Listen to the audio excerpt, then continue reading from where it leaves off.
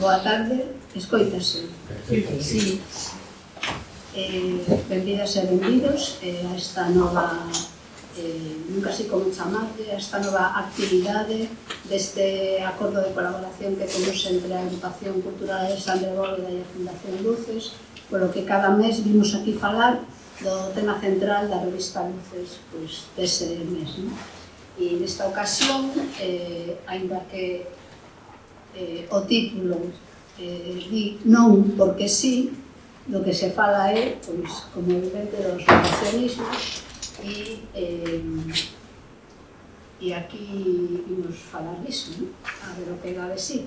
De que estamos a falar? A COVID foi unha mentira, o franquismo non foi unha dictadura, non existe o cambio climático, a Terra é plana, en fin, estamos en un momento de proliferación deste tipo de discursos negacionistas que teñen quizás un segmento entre a poboación maior do que nunca tiveron, sorprendente, non? E que parece ademais medrar cada día. E para afondar neste tema temos aquí hoxe a dous divulgadores científicos. Marcos Pérez Maldonado é físico, é divulgador, é director de MC2, que son os museos científicos da Coruña, que, como sabedes, incluye a Casa das Ciencias, a Domus e a actual Finisterrae. Foi presidente e agora vicepresidente da AEC2, que é a Asociación Española de Divulgadores Científicos. Tamén temos con nós a Martín Pauli, que é tamén divulgador científico, crítico cinematográfico, programador, cineasta, diría eu, se non é demasiado para ti, colaborador da Agrupación Astronómica IO, un habitual de Alexandre Bóveda, tamén colaborador, non tan habitual, pero tamén esporádico da revista Luces. Entereime hoxe mesmo de que eles os dous colaboraron en dúas curtas divulgativas, ou unha delas e a outra un pouco experimental, non? Sobre os fogos artificiais. En San Xoán, parece, sí, en San Xoán da Coruña. Voulles facer, para empezar, unha primeira pregunta aos dous, e vamos a acotar un pouco o tema, vale? De que estamos a falar cando falamos de negacionismos? Porque a veces podemos confundilos con posicións antisistema ou podemos confundilos con posicións críticas dentro da propia ciencia, que ademais son as que axudan a avanzar e a cambiar os paradigmas dentro da ciencia. Entón, como delimitaríades vos o que son os negacionismos? Creo que mellor que comence Marcos. Claro que sí.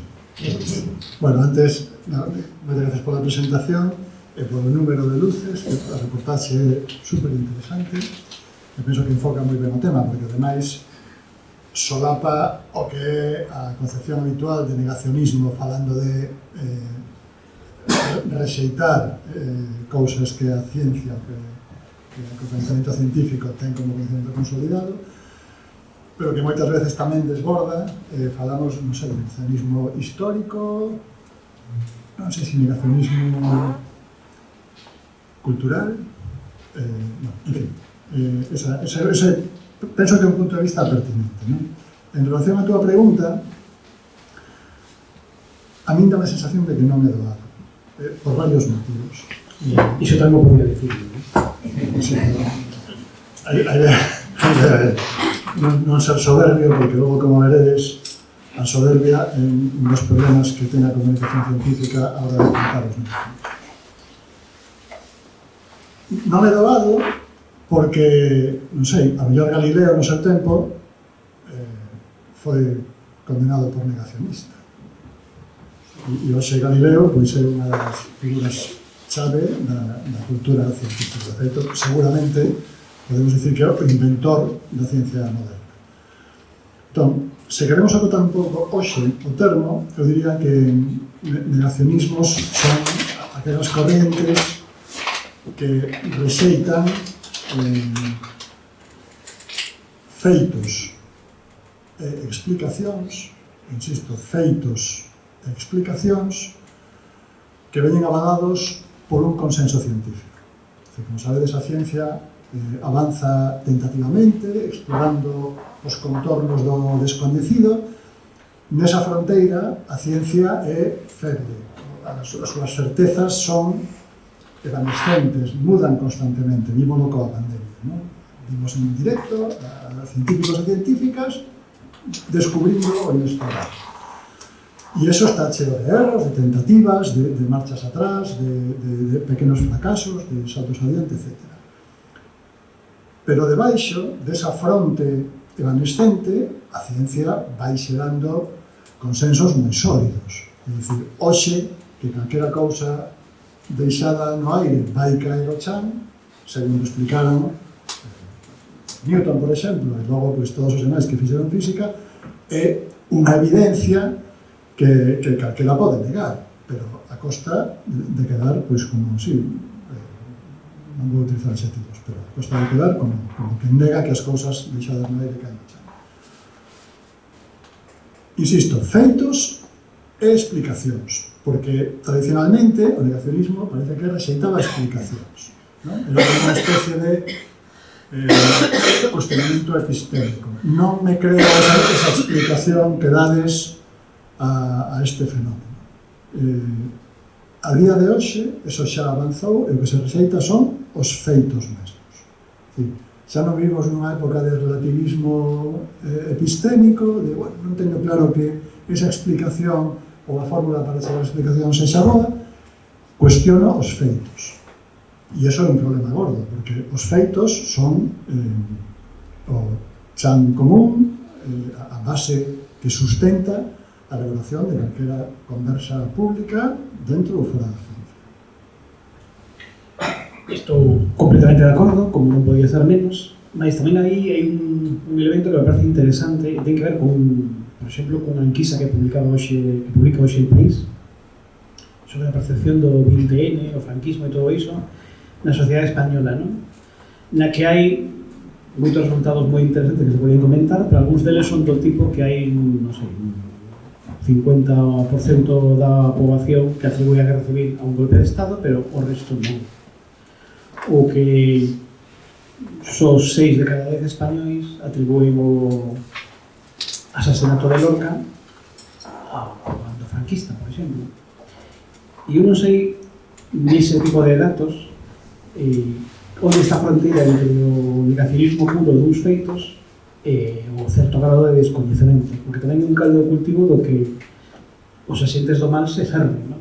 Ese terreo difuso entre non saber moito, porque non te liches tempo, ou non te explicaron ben, ou non tes moita capacidade para entender certas cousas, e a propia vontade de decir, non, eu sei de sobra que lle pasou a Lorca, mas o que quero dicir é que Lorca morreu de morte morrida, non foi asasinado, senón son cousas que pasaron, non?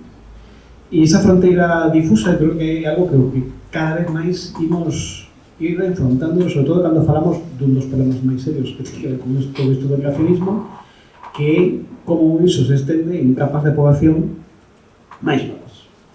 Porque o negacionismo túzaro de xente que teña unha certa idade e que chega a presidente dos Estados Unidos, pois chega un momento en que é unha cuestión que curará o tempo. Mas a pregunta é que pasa con esas capas de poboación que con 16, 20, 30 anos, pois as preguntas por Lorca saben quen é, maioritariamente todos saben quen é, un 90% da poboación sabe quen é Lorca, mas un 60% non sabe de que morreu. E claro, non saber de que morreu Lorca ten algo perverso, ou non inocente, non? Por exemplo. E iso mesmo podemos leválo a outros terreos, do puramente científico, o negacionismo das vacinas.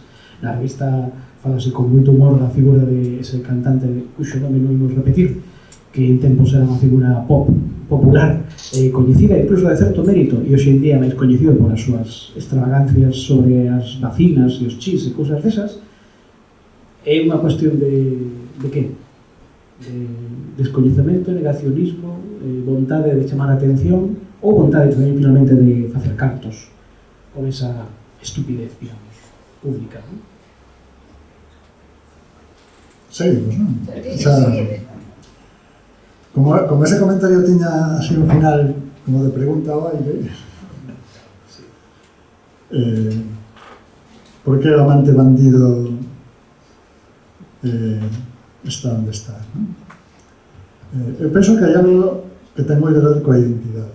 Hai un libro un pouco confuso, pero ben interesante, de hai un par de anos, dunha ensaísta canadiense ou americana, Naomi Klein. Titúlase Doppelganger. É un estudo. Esta muller resulta que é autora de textos como No Logo, se lembrades, este libro que cuestionaba todo o tema das, como estamos inundados polas marcas. Resulta que nun momento da súa vida a ela confúndena moito con outra muller, ensayista, moi conhecida tamén, que é Naomi Wolf, que é unha autora que tivo moito eco nos círculos feministas e que, feito, foi moi leída hai anos, non?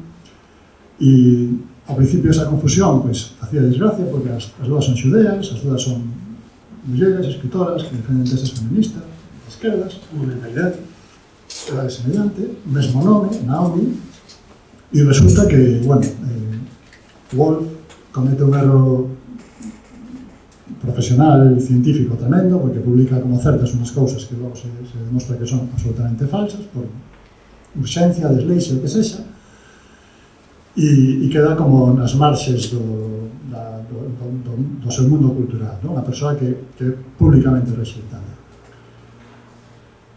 Anos despois, Naomi Wolf rexurde a cabalo de unha diversidade de movimentos conspiranoicos para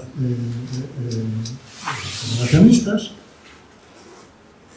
e Naomi Klein percibe que hai como unha especie de espello no que está ela por unha banda e a outra por outra, non? Entón, de feito, chegan a ter algunha conexión por aí por medio. Este libro conta esta historia, pero logo busca afondar como é que esta outra muller e todo ese mundo paralelo, esa realidade alternativa ao outro lado do espello, é que xurde e medra e se mantén. E unha das súas conclusións é que hai unha intensísima componente identitaria. É dicir, para moita xente, pensade, cando falamos de negacionismo relacionados coa saúde, seguro que coñecedes a persoas que teñen pasado por un trance, algo que pon en perigo a súa vida ou de un ser querido, e acaba abrazando solucións pois, un pouco a desesperar, non? O fundador de Apple. Fundador de Apple, por exemplo.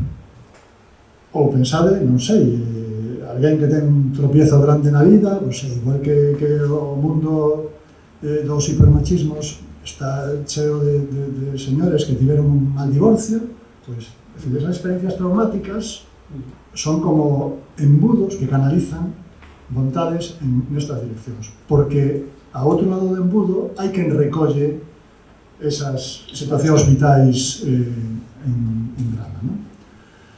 E con isto conecto con outro aspecto moi importante, que isto non é un accidente, non é un fenómeno impredecible, orgánico, que xurde... Non, isto, o sea, detrás disto tamén hai unha industria do negacionismo que conecta con outras industrias do odio e da polarización, e que son industrias no termo amplo do concepto. É dicir, hai... Pensade que, por exemplo, de terraplanismo ningún medio serio hai 10 anos publicaría nada, ninguna televisión lle daría crédito ninguna a estas historias, porque non lles compensaba, porque era unha perda de credibilidade. Pero sí que tiñan un mercado estas ideas máis todas. Entón, que pasa? O panorama, o ecosistema comunicativo que temos hoxe, o podcaster que ten o seu público, un horario en radio ou en televisión así un pouco extraño, si pode aproveitar estes refugallos da sociedade e monetizalos.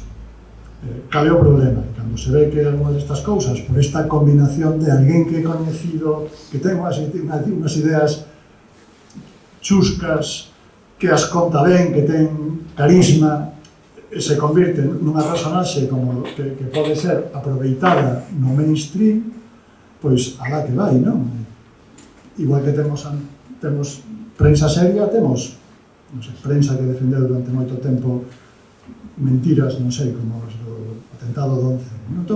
Digamos que hai un trasvase aí entre os medios tradicionais e estes novos medios digitais que operan nas marxes, e en ese trasvase vemos como vai incorporándose ao mainstream, pois eso, que ti vexas hoxe despois dun telediario, un programa de entretenimento no que levan a un rapaz que se presenta como terraplanista, cando comentábamos antes, que a Terra non é plana, xa sabíamos griegos, sen ningún tipo de dúbida. É dicir, Aristóteles mediu a distancia da Terra ao Sol, tiña moi observado que a sombra das eclipses de Sol, perdón, eclipses de Lúa, proxectan a sombra da Terra na Lúa, e vese que é un círculo. É dicir, de segundo de secundaria do Liceo de Atenas, non? Pero aí está este home en prime time falando de que este terraplanismo e que a ciencia social non sei. Eu creo que é un asunto moi interesante e non sempre se dá suficiente valor ou peso a ese mercado do odio, ese mercado, esa industria do malestar, non? Que está moi presente, que evidentemente justifica que eses negacionismos teñan unha presenza cada vez maior en programas de televisión, por exemplo, ou programas, en medios de todo tipo, non? Cando tamén ten que ver con algún vicio, ás veces do xornalismo non sempre ben entendido, como esa idea de que todas as cuestións, por suposto, admiten debate, pero que os debates consisten en que unha persoa debata contra outra. E claro, depende, non? É dicir, se faremos un debate sobre cambio climático e está falando un climatólogo, un experto na materia, e do outro lado está Esperanza Aguirre, como habitualmente pasa nas televisións, e en particular en algúns canais, iso non é un debate rigoroso, nin pertinente de ninguna maneira, mas é que independentemente de quen gañe ese debate, que probablemente gañe Esperanza Aguirre, por menos para certa parroquia, o feito é que a propia visibilización de que hai unha persoa contra outra crea inconscientemente un equilibrio que non existe, que non é tal. Hai un consenso absoluto científico mundial sobre o cambio climático que se hubiera que visibilizarlo probablemente en un programa de televisión tenía que ser, non sei, 400 persoas contra Esperanza Aguirre. E non sería útil porque a xente diría, pobriña, están todos ali contra ela, cae simpática a señora esta... Que soberbios. Claro, exactamente, que soberbios, ¿no? Están machacando esta pobre muller. Sí, o que estades a falar agora ten que ver co digamos, a espectacularización, non, dos medios, non? Decías que despois do telediario hai un espectáculo, non sei se lembrades, cando España mandou a Chiquilicuatre a Eurovisión por votación popular. Ninguén pensaba que Chiquilicuatre iba a ganar a Eurovisión, ainda que casi dá un susto, non? Pero, por que? O sea, eso, que sentido tiña eso, non? Era primeiro, pues, un eloxio do friquismo, non? Un eloxio do friquismo mezclado con un pouco de rollo antisistema, decir que lle den a Eurovisión, non? Un pouco, era unha mezcla desas cousas. No que acabades de contar, e tamén no decálogo do boeísmo que escribe Valeria Pereiras en unha das pezas de Luces, non? Donde identifica como tes que comportarte para ser un líder friki negacionista, non? Hai un elemento friki, e desde o punto de vista do espectáculo o friquismo vende. Entón, para mí o problema é que o que nos pode facer gracia como elemento friki que leven a un terraplanista e que nos partamos a caixa ríndonos del polas tonterías que di é unha cousa. Para mí o problema empeza cando a xente se pensa que eso é algo serio e que digamos que combate contra algo como que a Terra non é plana, non? Como que non é unha opinión, sino que é unha posibilidade real. Cando pasa de ser un espectáculo, é como se se perdera o sentido da realidade, non? Como cando ves unha película de ciencia ficción e te crees o que pasa porque desconectas o teu sentido da realidade. E é como se no mundo real un grupo importante, cada vez máis importante de xente, desconectar ese sentido da realidade e creer que é posible calquera fricada que diga un señor e por moito tal. Entón, a mí o que me parece preocupante do momento actual é isto que nos chamamos a proliferación, non? E a mí o que me gustaría é que faláramos de a que credes que se debe ese cambio. Si vedes ese cambio, como eu o vexo clarísimo, si vedes ese cambio, e a que credes que pode deberse? Eu creo que hai unha parte moi claramente asociada a que boa parte da comunicación hoxe en día non transcorre en medios, digamos, convencionais ou tradicionais, nos que se supón que, con maior ou menor fortuna, había criterios de avaliación e de control da calidade da información e da verdade, da cara verdade das informacións, e hoxe en día hai unha parte dese debate público que transcorre nos medios, que son as redes sociais, nas que o que se prima e o que se valora é a audiencia, o que haxa unha retroalimentación polos algoritmos das mensaxes que máis chaman a atención, pola razón que for, e que non se valore en ningún caso esa posible carga de verdade. E como iso funciona moi ben e dá moitos cartos, porque hai unha industria do malestar asociada a iso é algo que tamén foron copiando os medios de comunicación convencionais, que todos eles, en maior ou menor grado, uns máis e outros menos, e non vamos a poñer exemplos, mas sempre acaba vendo esa cousa típica dos titulares clickbait, de non imaginarás que pasou despois disto, non? Ou que forma parte desa mesma trapallada, desa mesma perrellinismo informativo que habría que combater con enerxía dos propios medios, non? Mas o problema logo de fondo é todo ese inmenso pozo sen fondo que son as redes guiadas por algoritmos que non computan e non valoran, non avalían a verdade, avalían simplemente a expectación, o como chaman a atención as cousas que se din. Evidentemente, cando hai algo moi friki, moi ridículo, que cae simpático e gracioso, estamos contribuindo a iso. Cada vez que lle damos un like, ou que cada vez que picamos nunha desas noticias absurdas, ou cada vez que lle rimos as grazas a unha tontería que nos mandan por WhatsApp que non teñe, estamos contribuindo e reforzando esa ola, porque a fin de contas o tempo é limitado, e o tempo que dedicamos a tonterías non o dedicamos a ler libros de Laszlo Krasznahorkai. Eso non digo, non? Eso é bastante soberano. Non, é un feito. É dicir, pode gustar chulo, pero o tempo que dedicamos a trapalladas, lo dedicamos a outras cousas. Se sean máis ou menos trapalladas. Por lo menos podemos escoller que trapalladas queremos facer, pero que as escollamos nós, non que non las dicte Elon Musk a través de X, non? Vale. Aparte do que dixo Martín, que concordo completamente, incluso a risco de poner un pouco conspiranoico, sempre que hai unha cousa destas, igual que fan os negacionistas, a pregunta é quen gaña con isto? Sigue o resto dos cartos, non? Quen é o beneficiario último desta situación na que hai unha grande confusión entre a realidade e as invencións, e onde as institucións que fornecían tradicionalmente coñecemento valioso están suxeitas a un declive na súa confianza. Entón, se esa é a pregunta,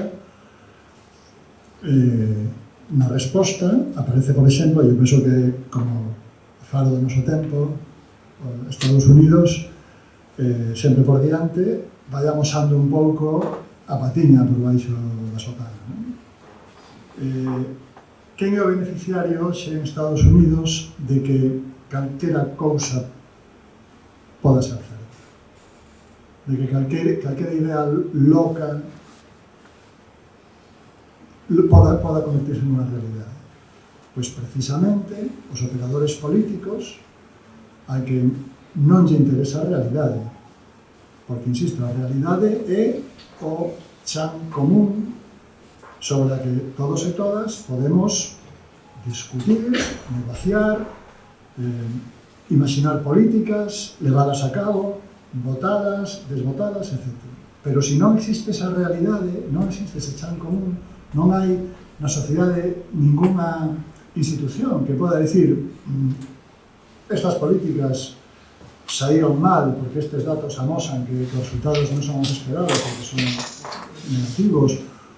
Estou falando de políticas científicas relacionadas coa saúde, este proxecto de vacinación, a implantación deste medicamento, estas políticas de recorte de emisións de CO2, calquera política pública que busque melhorar a vida da xente, antes podemos ter certa confianza de que estaba sometida a un escrutinio por institucións, moitas delas de carácter científico, que facían unha avaliación disso. Entón, claro, os operadores políticos estaban suxeitos á avaliación de algún xeito. Na medida en que se vai desgastando a confianza da sociedade nesas institucións que fornecían a visión da realidade, convertemos isto nunha barra libre. Todo é posible. Teño a certeza de que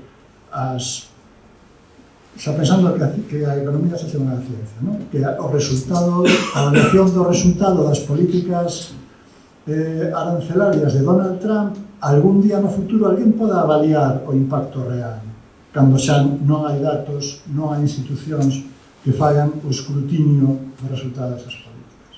Entón, claro que seguindo o resto dos cartos aparecen operadores interesados, non? Creo que non é a única explicación, pero penso que forma parte da explicación. De feito, o efecto super pernicioso das redes sociais na comprensión conxunta da realidade, non só porque canalizan moita información falsa, senón tamén porque aíllan a xente. E o illamento é outro factor. Hai moitísima xente que vive sola e que ten círculos de relación moito máis pequenos dos que existían antes. Nunha familia grande hai moita diversidade, hai xente que pensa unha cousa, están os avós, están os tíos, hai máis conversa, hai máis perspectivas, hai trayectorias vitais diferentes. Hoxe hai moita xente que non se expón ás vidas dos demais. Agás, a través de redes sociais, que o que sabemos é que o que fan é crear burbullas onde vamos todos arrinconándonos na mesma forma de ver o mundo. A mellor, Martín e eu, se estiveramos en redes sociais, pois claro que coincidiríamos ali, pero non estaríamos expostos a persoas que opinan diferente, que teñen trayectorias vitais diferentes, que teñen experiencias distintas as nosas. Sí, e en particular, por exemplo, unha cosa que eu tamén penso moito, cada vez máis penso sobre iso nos últimos anos, é que unha das circunstancias do noso tempo, dentro desas burbullas que se van creando, é a falta de transmisión xeracional. Cada vez é máis complicado que persoas de distintas xeracións se comuniquen e falen entre sí. Algo que evidentemente sempre hai unha certa inercia, non? Puramente vital, a xente nova prefere estar con xente nova e a xente maior pois, con outras, mais as formas de vida, o tecido social que existía ata aí nunhas poucas décadas favorecían que houbera espazos de contacto, espazos comuns, espazos de negociación, que podía ser dende as parroquias, as comisións de festas ou as asociacións. Tenho un exemplo emblemático de asociación na Coruña, mas é evidente que en todas partes, en todo o Estado español, o tecido asociativo era moitísimo máis forte hai unhas poucas décadas do que é hoxe. Ou por menos, desde logo, en que houbera entidades con a fortaleza capaz de facer cousas, capaz de comportarse como logo fixeron políticas culturais de outro tipo, digamos, os concellos e demais, non? Aí nos anos 70, primeiros 80, a gran política cultural en calquera cidade facían non os concellos, senón as asociacións culturais, non? Que estaban vixentes. Hoxe en día, mellor, pode ser que haxa, non sei se en número hai máis ou menos, dame igual, pero é certo que moitas delas ten un músculo de asociados mínimo que non é comparable coas cifras que podía haber aí nas poucas décadas, non? Esos eran espazos nos que xente diferente tiña que poñerse de acordo para gastar os cartos. En contratar unha orquesta para as festas ou en organizar unha programación cultural ao longo de todo o ano. Iso é algo que agora se está perdendo, porque cada vez todos estamos máis pechados en burbullas nas que efectivamente a xente con curiosidade científica non coñece máis esa capa friki de que hai xente rara que é terraplanista e os outros tampouco se relacionan con científicos e hai moi poucos espazos de debate e non é fácil debatir. Iso é unha cosa tamén que se comenta no artigo de Fernando Maía, non? É difícil intentar convencer a alguén que está no non a non ser que o fagas xustamente buscando vínculos afectivos e cordiais, nos que non se sinta ameazado. Comentabas antes de que é moi típico, sobre todo nos asuntos de saúde, que calquera persoa desesperada por cuestións de enfermidade pode acabar buscando calquera solución case máxica. Evidentemente, unha persoa nesas circunstancias decirle que está equivocada e que confía na ciencia non é moi práctico. O poderes dicirte así con argumentos científicos de léete estes 3 pectas. Non funciona. Probablemente as vías de conversa e de inicio dun camiño que poida chegar a unha posibilidade de rectificar ou non opinións, se pertinente, pasa por un contacto máis cariñoso e afectivo. O problema é que non hai espazos para ese contacto cariñoso e afectivo porque evidentemente as redes sociais non son. De cariñoso non teñen nada, non? E logo outra cuestión que ten que ver co que estabas comentando, que é a necesidade tamén dunha, non dunha autocrítica, pero sí dunha reflexión sobre como dende a ciencia a veces están faltando eses mecanismos de control, non? Hai un libro extraordinario de David Michaels, que non se publicou en España, infelizmente, que se chama O triunfo da dúbida. David Michaels foi epidemiólogo, é a persoa que máis tempo estivo a fronte dunha entidade en Estados Unidos que é a OSHA, que é unha administración de seguridade, saúde relacionada, digamos, co traballo ocupacional, no nome literal. E neste libro, el que padeceu o choque, o impacto de moitas grandes empresas cada vez que querían modificar calquera cousa, calquera parámetro de seguridade, de niveis de non sei que sustancia que son tolerables ou non nun contexto determinado, e que cada negociación de cada coma significaba enfrentarse nun batallón de abogados e expertos, ademais, acosando con posibles, con todas as ferramentas do poder. No libro vai analizando moitos casos concretos de episodios nos que, ante feitos probados, algúns deles que, por certo, deron pé a filmes, de Concussion, un filme con Will Smith que fala, digamos, de casos reiterados no seo da Liga de Fútbol Americana de persoas que tiveron problemas de saúde mental e similares e tentativas de suicidio, vinculados, digamos, a súa experiencia como deportistas, tamén recibindo impactos ao longo da súa vida na cachola, non? Mais tamén episodios tipo Erin Brockovich, de contaminación das augas, que son en Estados Unidos hai un filón de casos dese estilo, e son non unhas, senón varias as películas que falan deses temas, non? E en todos eses casos, a industria, a que leva os cartos, os mercaderes do malestar e do odio, responderon con suposta ciencia, con ciencia a carta, con ciencia, con mala ciencia, prefabricada, para que pareza que hai investigacións que non o contrario, non? E que por cada informe que diga que tal cosa está sucedendo e ten un impacto na saúde das persoas, que alguén pode volver a decir, pero nesta revista de Chicha y Nabo que apareceu misteriosamente na Universidade de Texas, financiada por non sei quen, dice o contrario. E cal é a calidade desa artigo? Ningún, mas hai que dar. E son un artigo contra outro. E pode sempre haber alguna persoa máis ou menos incauta que colle e diga, pero que alguén di que non é certo. E iso pasa constantemente, e pasa cada vez máis, porque evidentemente hai intereses económicos colosais sobre moitas cousas, non? Estamos vendo na industria dos combustibles fósiles, pasou o caso emblemático coa industria do tabaco, que durante décadas fixeron un esforzo maiúsculo por intentar convencer a xente de que o tabaco non era malo para a saúde, cando todas as evidencias dicen o contrario. Vémolo no caso do cambio climático, no que sabemos xa hoxe en día que todas as grandes corporacións dos combustibles fósiles sabían desde hai 50 anos que efectivamente o crecemento global estaba provocado por iso, e fixeron todo o posible por ocultar os datos ou por fabricar datos falsos e información falsa que fixese pensar que non era tan certo, non? E na industria farmacolóxica, non vou dicir que é a norma, pero case, non? E iso é algo que existe reflexión, non? O libro de David Michaels, que é unha auténtica maravilla, e ele, que insisto, que padeceu de leira da man, expón moitos casos, o cal non significa negar a ciencia, senón todo o contrario. Hai que justamente reivindicar que a ciencia faise constantemente a base do escrutinio público, do debate público, e que é importante que non se nos conten trolas, non? O o panorama que pintades é bastante complexo e nada positivo, non?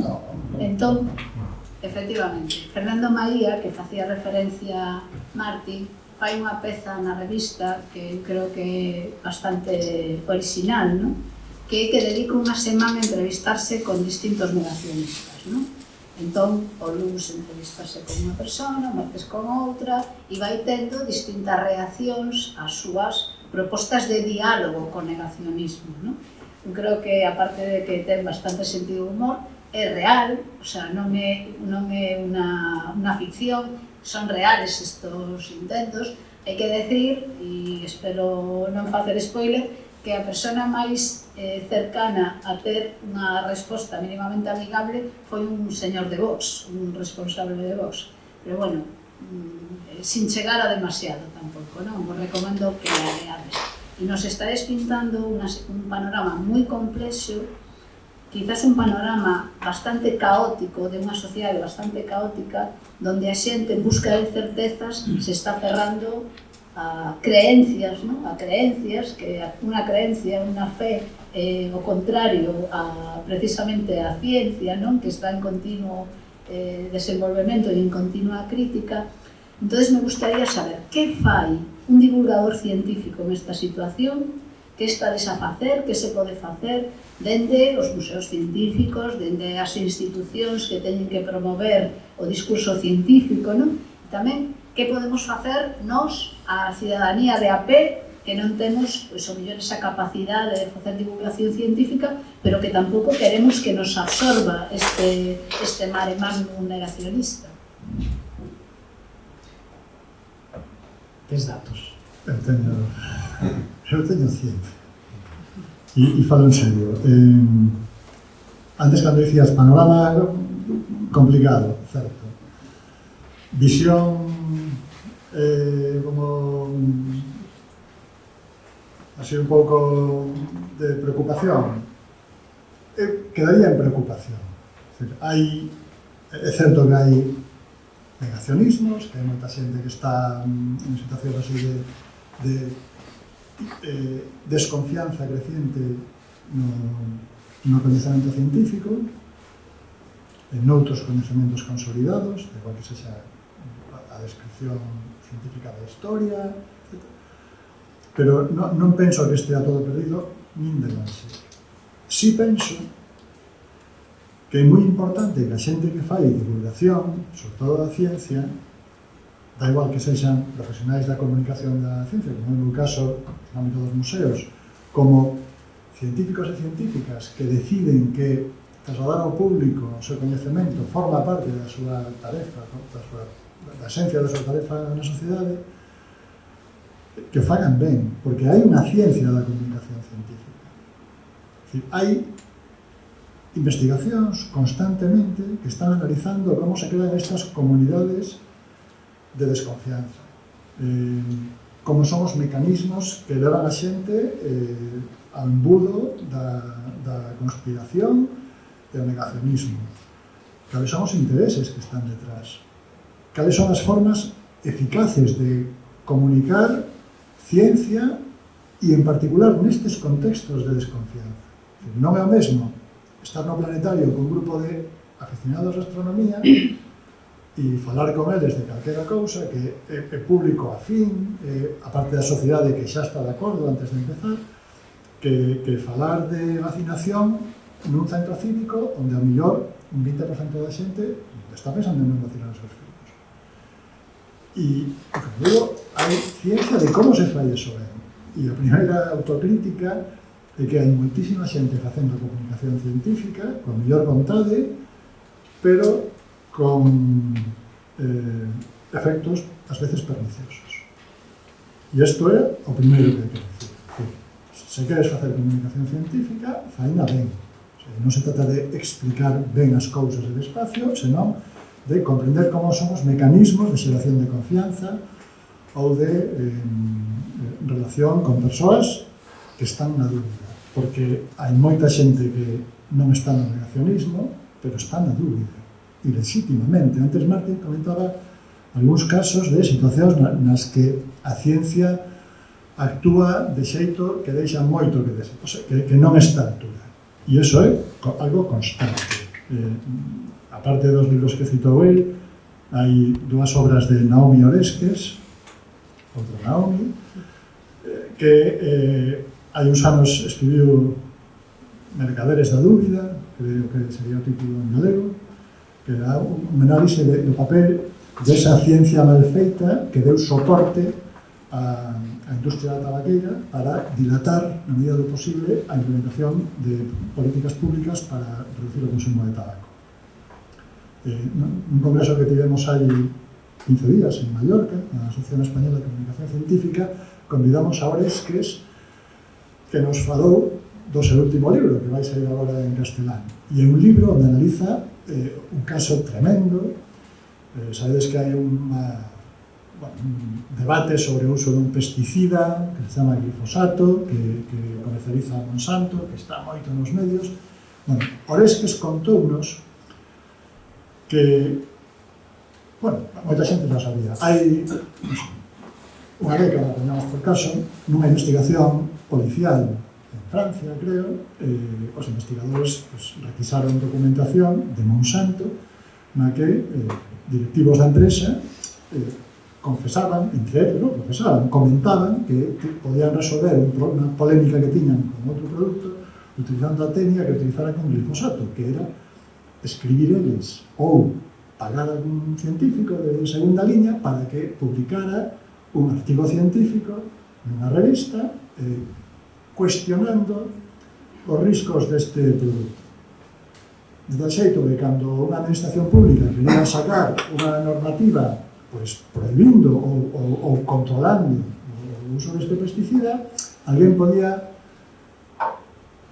esgrimir e que hai un artigo científico na revista tal que cuestiona eses outros. Entón, creamos outra vez esa dúbida, esa incertidumbre que permite, claro, bueno, o peor de todo é que ese artigo non foi retirado. É dicir, hai un mecanismo polo cual, por exemplo, o caso de Wakefield, ese artigo que aparece na reportaxe que ligaba vacinación con autismo, ese artigo, publicado na revista máis importante de saúde, de Lancet, creo, foi retirado cando se viu que non estaba ben feito. Pero é certo que Wakefield era un tipo que queda. Bueno, pois, hoxe, o artigo falso, pésima ciencia, forzada, metido ali por Monsanto para defender o uso de glifosato, ainda sigue aí. Ninguén foi que de retirado. E iso é moi preocupante, porque sempre dicimos que a ciencia progresa mediante mecanismos de autocorrección. Se hai un erro, pois alguén dirá, chamará a atención e resolveremos o erro. Da igual que isto diga o premio Nobel ou becario, ao final o que teña razón será o que prevalezca. Bueno, pues resulta que hai moitos exemplos onde a ciencia non está operando con esa limpeza que dicimos que ten. E en segundo lugar, outro resultado da investigación científica en comunicación é que cando aparecen estas cousas, dentro do ámbito científico moitas veces se di, non contedes esas historias, a ciencia dá vacinas, crea tecnologías maravillosas, ten un potencial para o progreso, para resolver problemas, non contedes eso, que son cousas marxinales.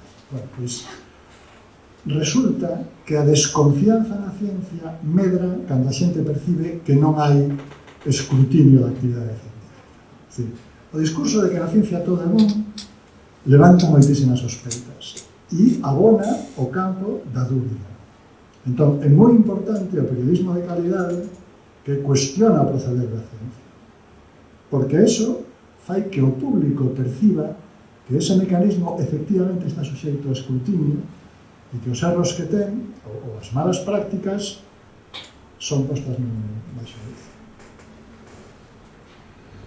Sí, estaba recordando tamén outro libro publicado pola USC na colección de divulgación que se chama Médicos e Medicamentos, no que se comenta un problema sistémico da investigación médica farmacolóxica que cando hai detrás dinheiro privado de empresas determinadas que financian esos artigos, só publican os artigos que lles dan un pouco a razón. E cando hai investigacións que dan resultados menos concluintes, se gardan no caixón. e mesmo se chega a prohibir expresamente calquera uso público desas investigacións e deses datos. O cal ten que ver tamén co feito, no caso español, ademais patrocinado expresamente polos gobernos do Partido Popular, Aznar e Rajoy, dese gusto por unha privatización do ensino universitario e da colaboración público-privada e todas esas cousas que ten pequenas perversións detrás. Porque, evidentemente, cando a investigación se fai de forma financiada fundamentalmente polos estados, pode haber menos sesgos e intereses sobre... Non quere dicir que non exista, pero de logo non hai intereses concretos detrás de non publiques este artigo que di que este medicamento non funciona tanto como nos dicimos, non? E se finalmente só se publican os artigos que están a favor, evidentemente se está creando un sesgo desmedido que non se sustenta na realidade, que non se sustenta nos feitos, non? O feito de que haxe investigacións que non se publican non é unha cuestión conspiranoica, é un feito, porque quen paga non é. Hai unha frase que no comezo do libro de Smith cita unha frase de Aston Sinclair que di que é moi difícil que unha persoa comprenda algo cando o seu salario depende de que non o comprenda, non? Cando hai un interese concreto de o teu salario mensual vai depender de que as cousas se fagan desta maneira, é moi difícil que a verdade se asente, non? E con todo, eu tamén concordo con Marcos con que non está todo perdido, entre outras cousas porque as redes sociais hai 20 anos non existían e en dentro de 20 tampouco inventamos outras cousas diferentes, non? Ou por lo menos non funcionan da mesma maneira, non sei. Hai cousas que se levamos 50 anos matando a radio e a televisión e siguen estando aí, siguen moita xente vendo cada día na Rosa Quintana, a pesar de que a televisión estaba morrendo, non? E a radio tamén. Non sei, a mellor eses pesos que agora teñen poden corregirse nos próximos anos ou poden haber outro tipo de mecanismos ou non sei o que pode suceder. E si creo que efectivamente ese peso, digamos, crítico de non vender sempre a ciencia como unha cousa neutra, como se estivese ausente de aspectos políticos e sociais ao seu redor, non vender tamén a ciencia como unha cousa heroica, que iso tamén produce certos sesgos incluso de xénero, ¿no? na visión da ciencia, recoñecer, repensar a historia da ciencia e darnos conta de que a ciencia, tal como se contou sempre, pues, é a ciencia dunha determinada parte do planeta, casualmente a nosa, a de Occidente, dominada por homes brancos, e que en outros sitios tamén se facía ciencia, iso tamén hai que contalo. Explicar tamén que algúns deses grandes homes da ciencia, como discutiblemente foi Isaac Newton, tal vez o científico máis importante de toda a historia, dedicou a maior parte da súa vida non a facer ciencia, senón a facer alquimia e cábalas esotéricas sobre as palabras da Biblia, intentando encontrar mensaxes ocultas, e iso era perfectamente compatible con ser un xenio brillantísimo na física e un crédulo bastante papanatas no que tinxía as súas lecturas heréticas da Biblia, non? Iso forma parte do feito, e seguramente a xente, efectivamente, lle gustará máis saber que Newton era un pouco idiota, aparte de probablemente mala persoa, que vendelo como unha figura sen tacha, non? E se a alquimia é o chiquilicuatre de Newton, e era o que lle permitía... Pois agora chega o momento de que preguntedes vos. Non sei se queredes facer alguna pregunta, un comentario.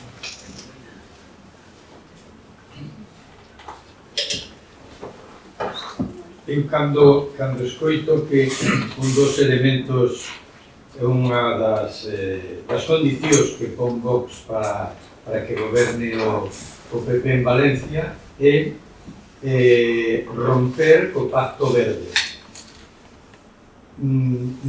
Non sei se que non leín a bombo, é posible que pero sigo sin entender en que se poden sustentar eles despois do que pasou en Valencia, que aparte que reventara, non? É que estamos grabando. Sí, no, estaba dicindo en que se sustentan eles para ser capaces de convencer a alguén, senón non poñerían ese punto como fundamental. Despois do que ocorreu en Valencia, que a porque reventou unha presa, é dicir, toda esa cantidad de agua que de repente ten unha explicación científica e non sei como ali precisamente van a gañar con ese negacionismo. A mí que me parece ridículo, non? Xa non é cuestión, non.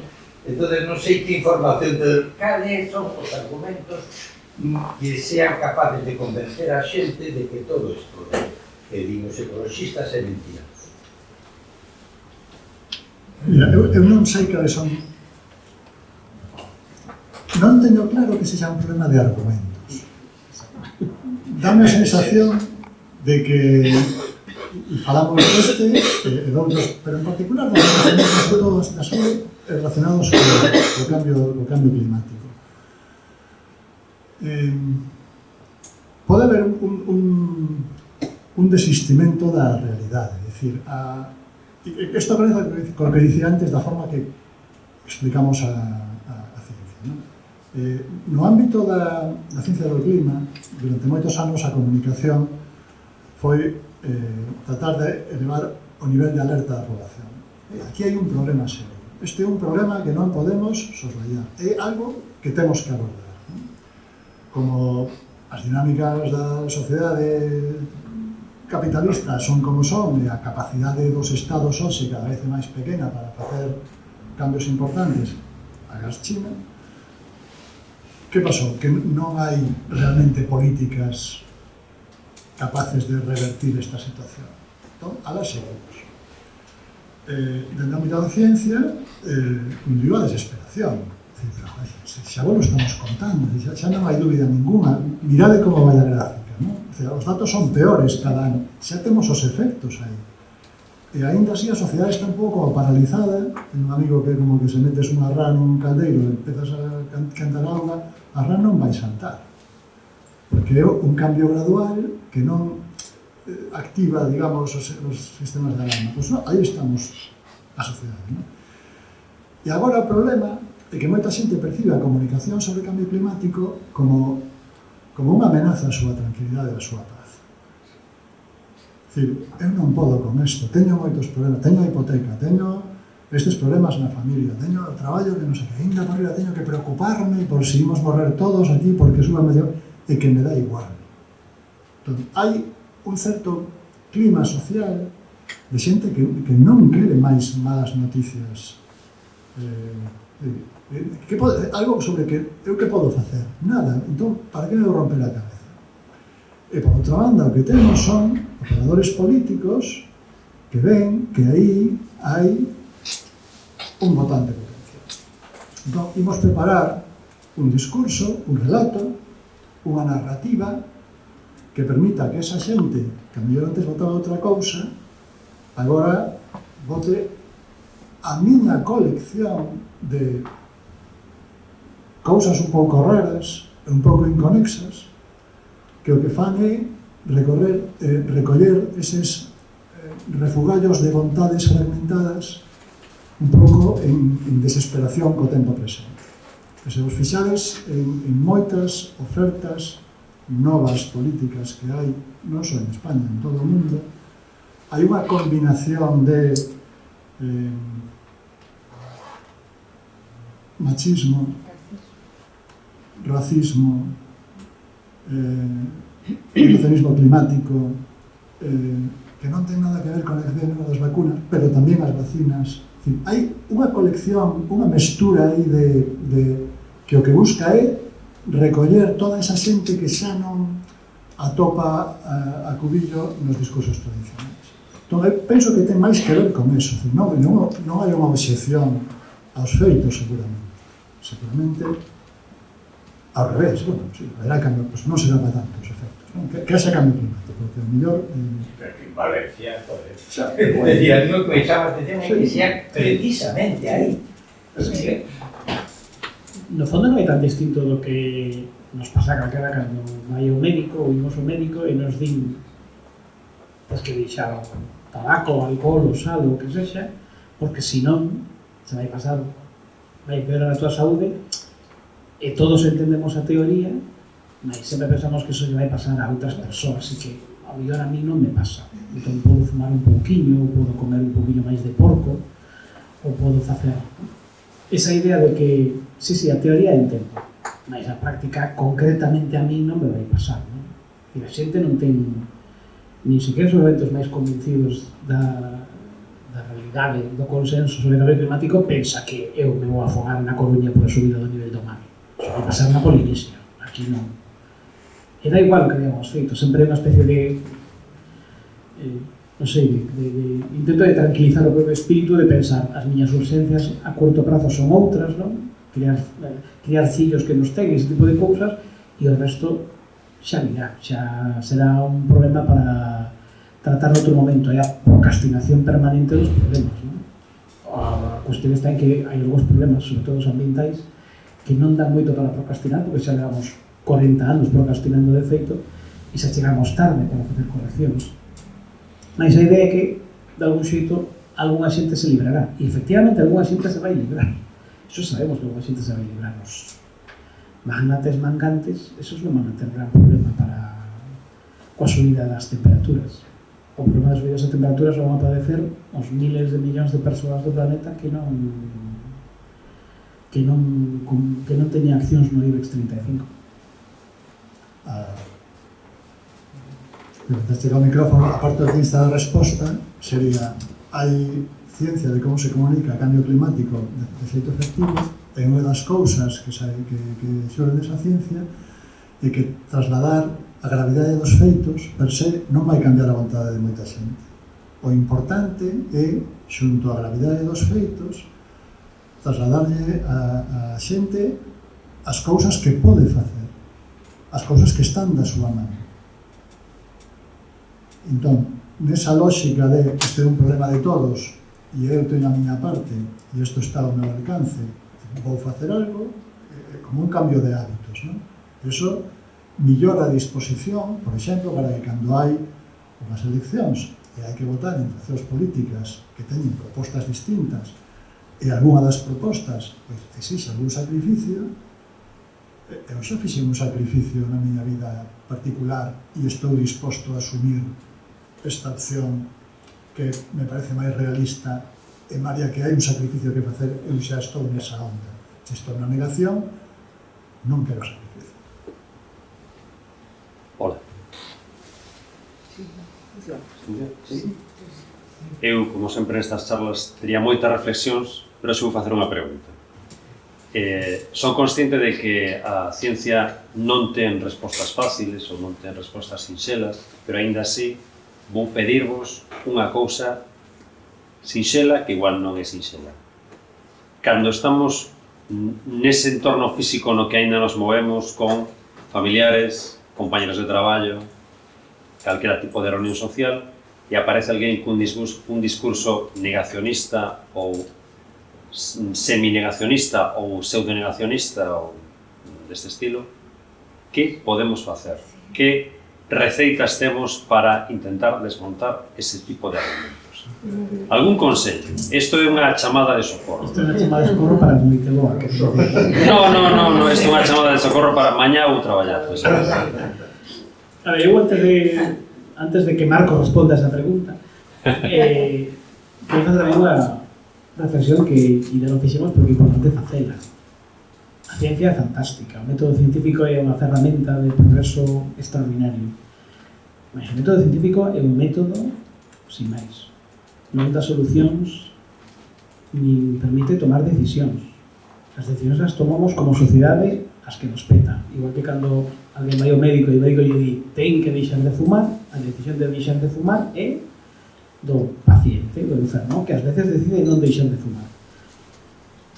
Digo isto porque tamén nos últimos anos está ás veces aparecendo fronte a ese propio negacionismo certas posicións políticas, pues, algún presidente de goberno que a miúdo di sobre la ciencia dice y nosotros hacemos lo que dice la ciencia.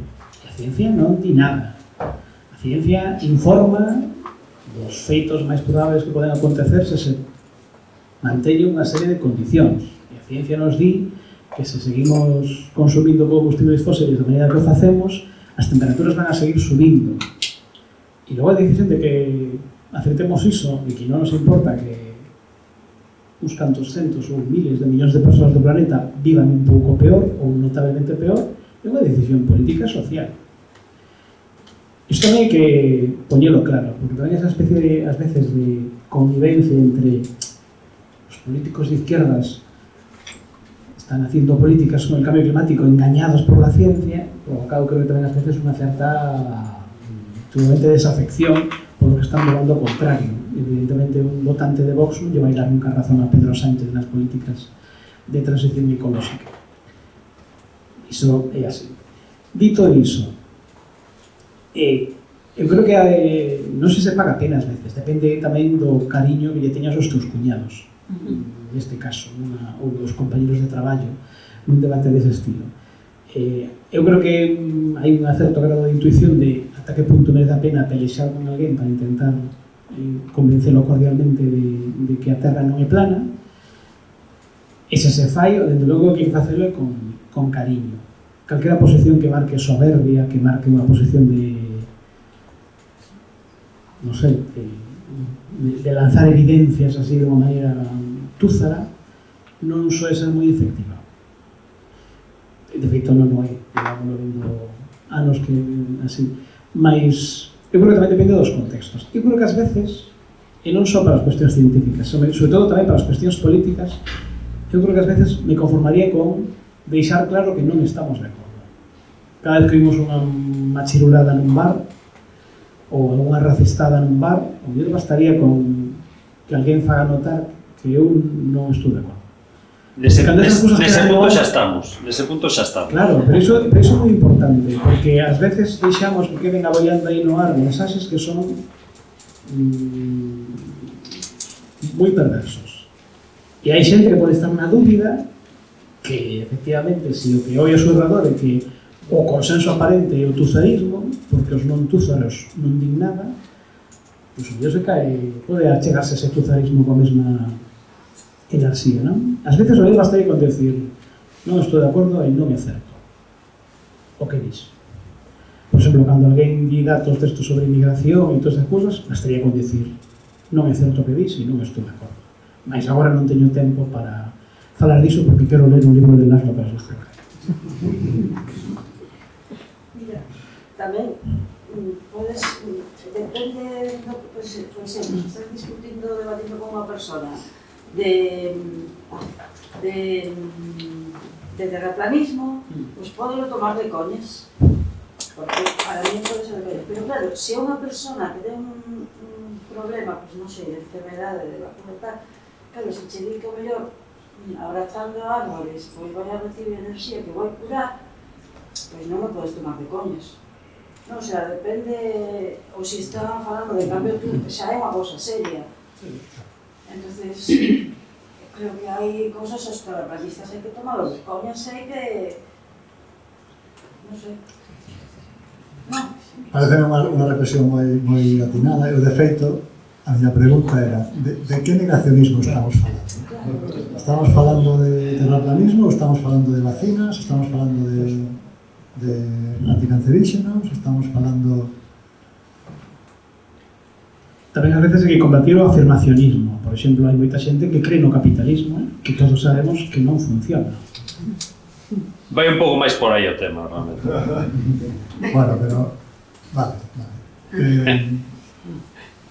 Eu comezo insistindo no que plantea Martín. É dicir, a empatía é o fundamento básico da conversa. Se ti vas a conversa a gañar,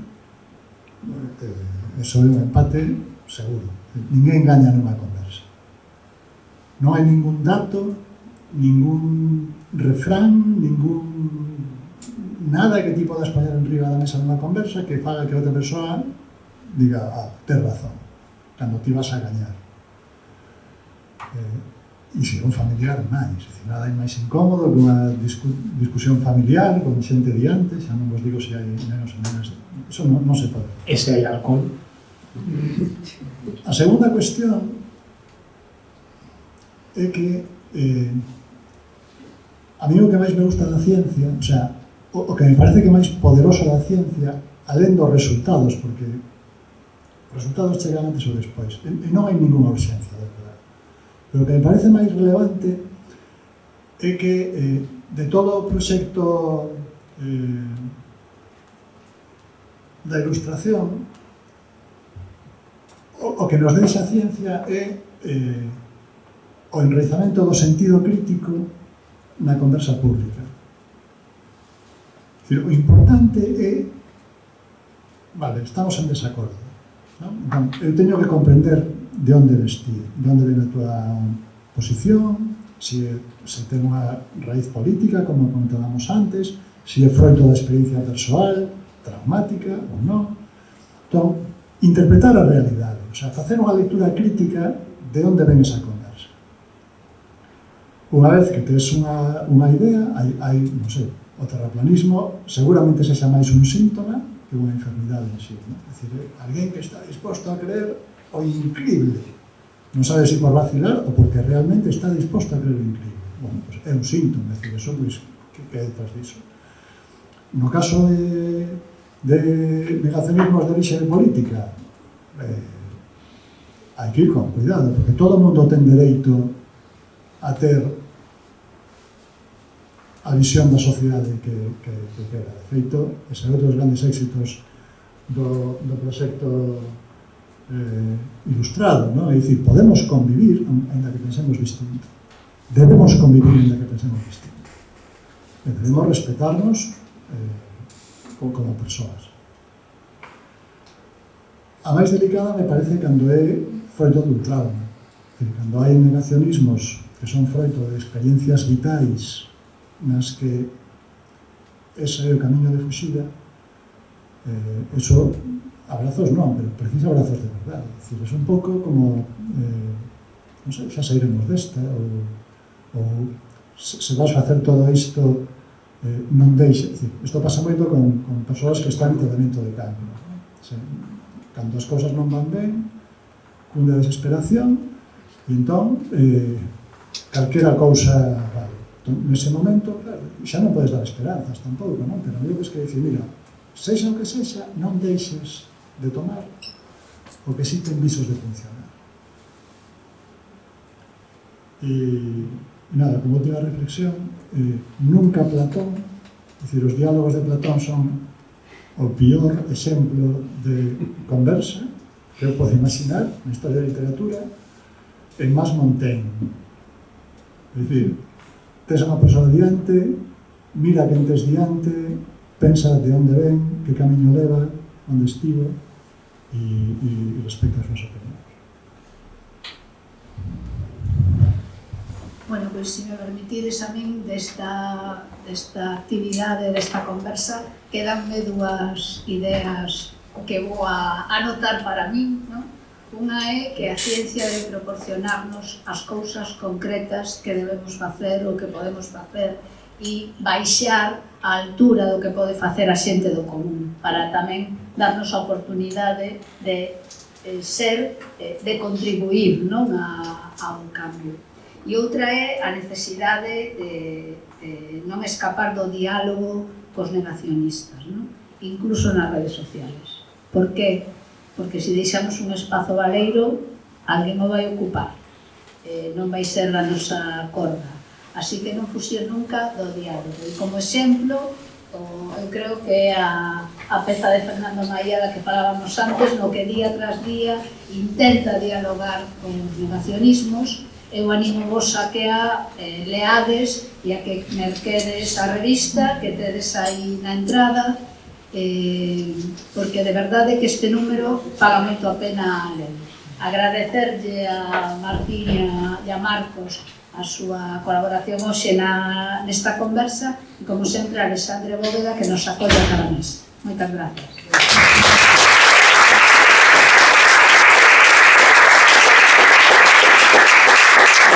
Unha cosa chegas tamén do de Fernando Maía e que nos descobre que ainda existe Gloria Lago.